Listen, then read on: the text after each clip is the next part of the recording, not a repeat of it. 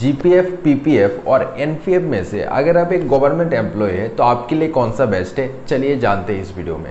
सबसे पहले NPF, GPF और पीपीएफ को मैं आपको बिल्कुल सिंपल शब्दों में समझा देता हूँ कि क्या क्या इसके एडवांटेजेस है या डिसएडवांटेजेस है, रिटर्न कितना मिलेगा, आपके पैसे यहाँ पे सेफ है या नहीं। इन सारी चीज़ों को मैं आपको सिंपल शब्दों में समझा देता हूँ, फिर आप खुद से डिसीजन ले पाएंगे कि आपके लिए इन तीनों में से कौन सा सबसे सही रहेगा। और फिर भी अगर आपको कन्फ्यूजन है तो मैं आपको एग्जैक्टली बता दूंगा वीडियो के एंड में कि आपके लिए आखिर इन तीनों में से कौन सा सबसे बेस्ट है। तो सबसे पहले शुरू करते हैं जीपीएफ से। अब कुछ लोगों को लगता है जीपीएफ का फुल फॉर्म होता है गवर्नमेंट प्रोविडेंट फंड, हालांकि इसका फुल फॉर्म होता है जनरल प्रोविडेंट फंड। अब समझ लेते हैं कि ये फंड किसके लिए है और कौन लोग इसके लिए एलिजिबल है या कौन लोग इसमें इन्वेस्ट कर सकते हैं। चलिए जानते हैं आप इसके लिए एलिजिबल है या नहीं। तो इसके मेनली दो क्राइटेरिया रहते हैं। सबसे पहले आपको एक गवर्नमेंट एम्प्लॉय होना पड़ेगा। तो अगर आप एक टीचर है, क्लार्क है या किसी भी ऑफिस में काम करते हैं या किसी भी तरह गवर्नमेंट की किसी भी जॉब से रिलेटेड है तो आप इस चीज़ के लिए एलिजिबल होंगे। अब दूसरा क्राइटेरिया ये निकल के आता है, अगर आपको आपकी गवर्नमेंट जॉब 2004 1 जनवरी से पहले मिली है तभी आप इस चीज़ के लिए एलिजिबल होंगे। तो अगर आप 2004 से पहले गवर्नमेंट जॉब में है और अगर आप एक टीचर है, क्लार्क है या ऑफिसर है, then congratulations, you are eligible for this scheme. आप जानते हैं इसकी क्या क्या बेनिफिट्स है, डिसएडवांटेजेस है, इंटरेस्ट रेट वगैरह क्या है, आपका पैसा सेफ है या नहीं, या टैक्स कितना देना पड़ेगा, सारी चीज़ों को स्टेप बाय स्टेप डिस्कस करते हैं। तो सबसे पहले बात करते हैं कि इसमें आपको टैक्स कितना देना पड़ेगा। तो देखो, ये जो जीपीएफ है यानी जनरल प्रोविडेंट फंड है, ये पूरी तरीके से टैक्स फ्री होता है। अंडर सेक्शन 80C इसमें से आप जितना भी पैसा निकालोगे आपको एक भी पैसा टैक्स नहीं देना पड़ेगा, ये पूरी तरीके से टैक्स फ्री होता है। अब इसके ऊपर आपको हर साल मोटा मोटा 7.1% का फिक्स्ड इंटरेस्ट रेट देखने को मिल जाता है। और ये जो इंटरेस्ट रेट है 7.1 का, ये हर साल थोड़ा बहुत 0.1 या 0.2 से फ्लक्चुएट करता रहता है, लेकिन आप मान के चल सकते हो कि फिक्स्ड आपको 7.1 का इंटरेस्ट रेट देखने को मिल जाता है। यानी अगर आप अपने जीपीएफ में 1 लाख रुपीस रखते हो तो आपको हर साल 7,100 का फिक्स्ड इंटरेस्ट देखने को मिल जाता है। अब ये जो पैसा है वो वन ऑफ द सेफेस्ट माना जाता है, क्योंकि ये गवर्नमेंट के द्वारा बैक्ड है, तो आपका पैसा यहाँ पे काफ़ी ज़्यादा सेफ है, आपको टेंशन लेने की ज़रूरत नहीं है। अब बात करते हैं कि आप कभी भी जब चाहे जीपीएफ से पैसे को विड्रॉ या निकाल सकते हैं, तो इसका आंसर है नहीं। अब दो ही केसेस में जीपीएफ से पैसे निकाल सकते हैं। फर्स्ट केस, अगर आपकी रिटायरमेंट हो चुकी है या आपने जॉब छोड़ दी है, तब आप जीपीएफ में आपका जितना भी पैसा है वो आपको मिल जाएगा। अब सेकंड केस में अगर कोई इमरजेंसी है, जैसे कोई मेडिकल इमरजेंसी है या शादी है, मैरिज के लिए आपको पैसे चाहिए, या चाइल्ड के एजुकेशन के लिए आपको पैसे चाहिए, या फिर ऐसे कोई भी क्रिटिकल इमरजेंसी है, then in that case you are allowed to withdraw the partial money. अब इसमें भी आप पूरा पैसा नहीं निकाल सकते। आप इन केस ऑफ इमरजेंसी आप सिर्फ 75% पैसा जीपीएफ से विड्रॉ कर सकते हैं। तो मान लीजिए अगर आपकी जीपीएफ में 10 लाख रुपीस है, तो in case of any type of emergency आप अपने जीपीएफ से 7.5 लाख तक पैसा विड्रॉ कर सकते हैं। लेकिन आप उस पैसे को विड्रॉ करके शेयर मार्केट या ऐसी कोई भी बिजनेस में नहीं लगा सकते। सिर्फ मेडिकल इमरजेंसी या मैरिज, चाइल्ड एजुकेशन, इस तरह की इमरजेंसी के लिए आप पैसा निकाल सकते हैं। और अगर आप रिटायरमेंट की बात करें तो रिटायरमेंट में आपको पूरा 100% पैसा मिल जाता है। अब बात करते हैं एनपीएस के बारे में। अब एनपीएस की एडवांटेजेस भी बाकी सब स्कीम से काफ़ी ज़्यादा है और डिसएडवांटेजेस भी है। अब इसको अच्छी तरीके से सिंपल शब्दों में समझते हैं। अब काफ़ी सारे लोगों को लगता है कि एनपीएस का पूरा फॉर्म होता है नेशनल पेंशन स्कीम, हालांकि इसका फुल फॉर्म होता है नेशनल पेंशन सिस्टम। अब इसको समझते हैं।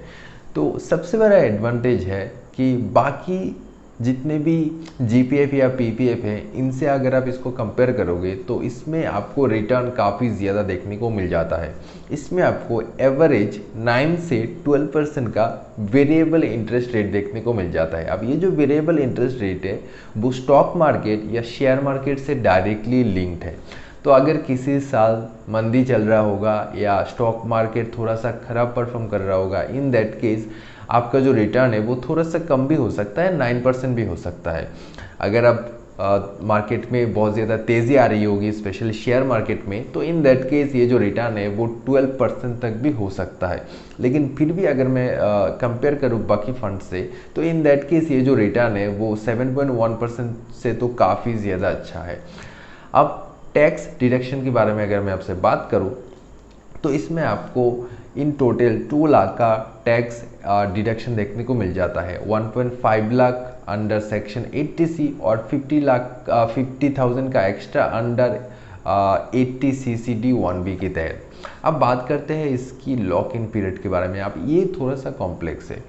तो ये जो फंड है या नेशनल पेंशन सिस्टम है, इसमें आपको 60 इयर्स का लॉक इन पीरियड देखने को मिल जाता है। अब इसका मतलब ये है, जब तक आपकी एज 60 इयर्स तक नहीं हो जाती तब तक आप इस फंड से एक भी पैसा विड्रॉ नहीं कर सकते।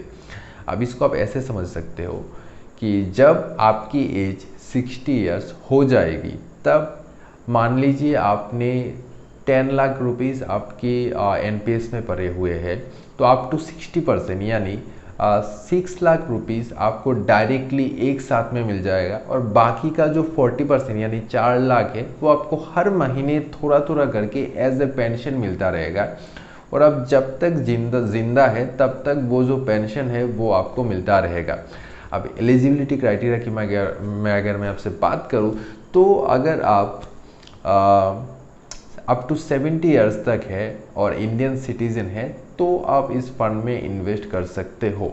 आप चाहे गवर्नमेंट जॉब करते हो या सेल्फ एम्प्लॉयड हो, या अगर आपका कोई बिजनेस है, in that cases you are eligible to invest in this fund. अब बात कर लेते हैं PPF यानी पब्लिक प्रोविडेंट फंड के बारे में। जैसा कि नाम से पता चल रहा है, ये जो फंड है वो सभी के लिए अवेलेबल है। बस एक ही क्राइटेरिया है कि आपको एक इंडियन सिटीजन होना चाहिए, जो कि आप ऑलरेडी है, तो आप इस फंड के लिए या स्कीम के लिए एलिजिबल है।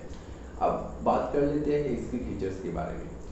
तो इसमें आपको देखने को मिल जाता है लॉक इन पीरियड, जो कि बाकी फंड में नहीं है। इसका सिंपल सा मतलब ये होता है कि आप 15 साल से पहले इसमें से पैसे नहीं निकाल सकते।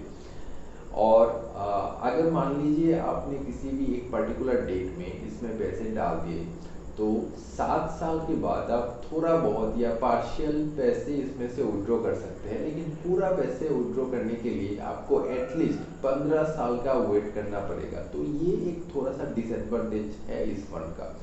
अब इंटरेस्ट रेट की अगर मैं आपसे बात करूं, तो इसमें भी आपको GPF की तरह एग्जैक्ट सेम इंटरेस्ट रेट यानी 7.1% का फिक्स्ड इंटरेस्ट रेट देखने को मिल जाता है। अब सेफ्टी पर्सपेक्टिव से ये काफ़ी ज़्यादा सेफ है, क्योंकि गवर्नमेंट बैक्ड है।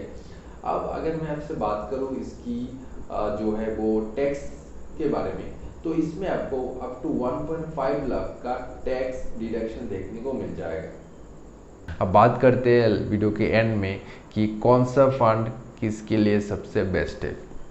तो अगर आप थोड़ा सा रिस्क लेने के लिए रेडी हो, अगर आप थोड़ा सा ज़्यादा रिटर्न चाहते हो, तो मेरे ख्याल से जो NPS है वो एक अच्छा ऑप्शन हो सकता है। लेकिन अगर आपके पास एक गवर्नमेंट जॉब है और आप सेफ रहना चाहते हो, आप उतना ज़्यादा रिस्क भी नहीं लेना चाहते, तो इन दैट केस मैं सजेस्ट करूँगा जो GPF है यानी जनरल प्रोविडेंट फंड है, वो बाकी फंड से काफ़ी बेटर ऑप्शन निकल के आता है। लेकिन अगर आपके पास कोई भी गवर्नमेंट जॉब नहीं है, लेकिन अगर आपके पास एक प्राइवेट जॉब है और आप बिल्कुल भी अपने पैसे के साथ रिस्क नहीं लेना चाहते, आप एक सेफ और फिक्स्ड इंटरेस्ट रेट चाहते हो, इन दैट केस जो दूसरा ऑप्शन है जो कि है PPF यानी पब्लिक प्रोविडेंट फंड, इसमें आप अपने पैसे इन्वेस्ट कर सकते हो। और यहीं पे हो जाते हैं आज की वीडियो की एंड। ऐसे वीडियोस अगर आप और देखना चाहते हैं तो चैनल को सब्सक्राइब कर सकते हैं, और मैं मिलता हूँ आपसे मेरे अगले वीडियो में।